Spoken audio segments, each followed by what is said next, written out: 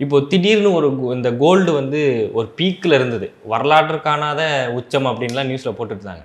அந்த நியூஸ் வருது, மறுநாள் ஈவினிங் வந்து சல்லுன்னு கீழ விழுது.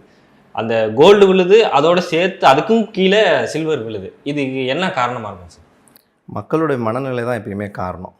இத தாண்டி நம்ம வந்து இப்போ கோல்ட வந்து அதிகமா பேசுறோம் அப்படின்னா, அப்போ அது பேசும் பொருளா இருக்கு. அப்போ அதுக்கு முந்தின நாட்கள்ல பார்த்தோம்னா, இப்போ பல வருடங்களா கோல்டு வந்து ஒரு ஸ்டேபிளான பிரைஸாவும், ரிட்டர்ன்ஸ் குடுத்ததாவும், சில வருடங்கள்ல ரிட்டர்ன்ஸ் குடுக்காமலும் இருந்திருக்கு. பட் இந்த லாஸ்ட் 1 இயர் அந்த கணக்கு மட்டும் நம்ம எடுத்தோம் அப்படின்னா, ஆல்மோஸ்ட் ஒரு பிரைஸ் வந்து 2600லேருந்து 5000 சில்ற வரைக்கும் டாலர்ஸ்ல சொல்றேன். பிரைஸ் வந்து இன்க்ரீஸ் ஆயிருக்கு. அப்போ கிட்டத்தட்ட அத வந்து அந்த மூவ்மெண்ட்ட நம்ம ஒரு 100%ன்னு எடுத்துக்கலாம்.